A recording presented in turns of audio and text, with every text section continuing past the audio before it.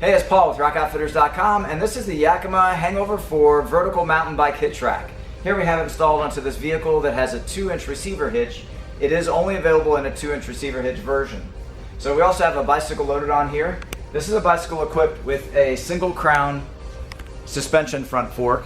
It is compatible only with suspension front forks, whether it be this single crown or a double crown front fork. So this is a unique solution to carry up to 4 mountain bikes in a vertical configuration versus in a horizontal configuration, which would be a platform hitch rack carrier. And the advantage of this design is that platform hitch racks in a 4-bike configuration can weigh upwards of 100 pounds. This rack system comes in at about 70 pounds, so saving you quite a bit of weight.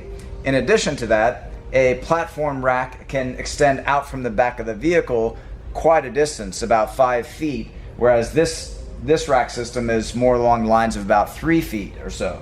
So overall, you have a much more compact form factor, also less leverage being applied to your hitch, so less stress on the hitch, and overall a great alternative to the traditional platform rack. So let's go ahead and remove this rack. We'll pull the bike off, pull the rack off, and show you some of the features that make this rack unique. So for starters, I'll just release the rubber strap that is holding the crown down onto the carrier at the top, and then down below, I'll press the gray button to release the ratchet strap, and then I'll just simply lift up and over the top of the rack to get the bicycle out of the way.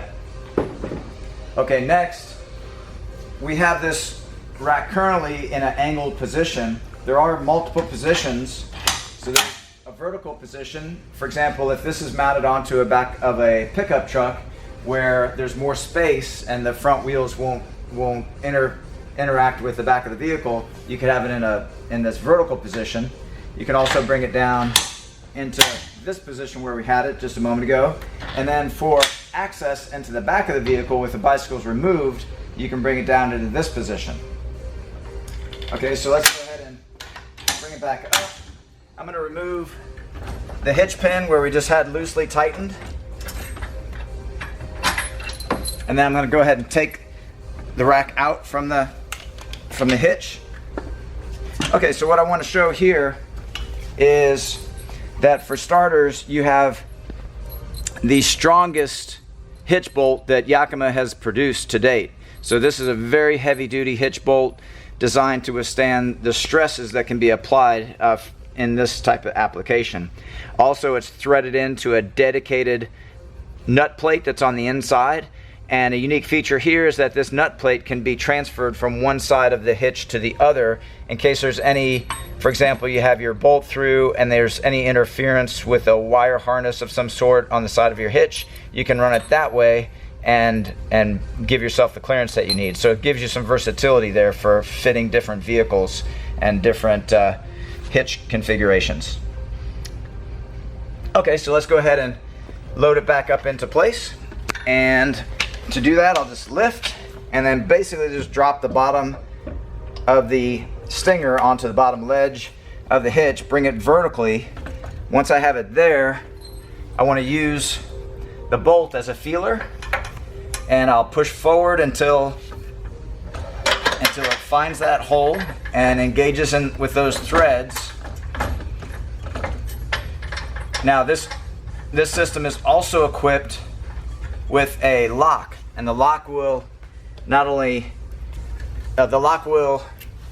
provide a theft deterrent so that even if someone were to take a wrench and unbolt this, they can't get past this hitch lock here. So a feature to this is that you can pre-lock it if you like, put your dust cap over the end of it, and then snap it onto the end of your lock. And I can continue tightening, and you will also use a wrench to fully secure the bolt onto the hitch. By securing this bolt on, let me get a good sturdy wrench.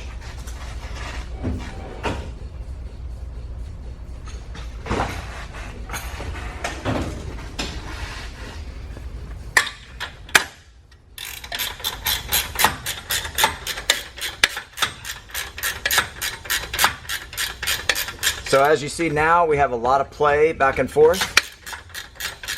We'll continue on.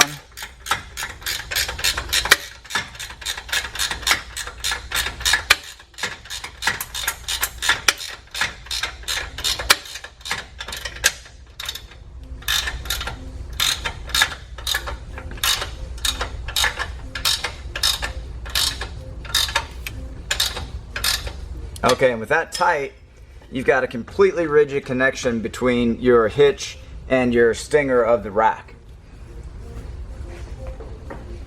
Okay, so next we've demonstrated the various angles that can be used here. There's also another feature here where you can, here we have this loose to demonstrate the different heights that the mast can be set to. So we can take this bolt out and raise it to different heights if you need additional clearance or to accommodate a different wheelbase bicycle. But once you've determined that, this bolt can be installed and tightened fully. Okay, so let's reload that bicycle one more time.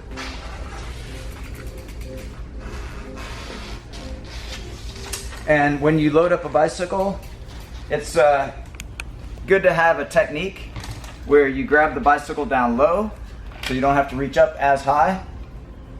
And the positioning is important here. I'll go ahead and get our clearance that we need.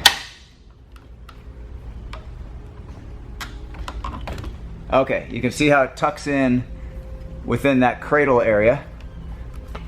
And lastly, I'll run the rubber strap up over the crown, give a good snug pull on it, and then down below we got our rear wheel strap.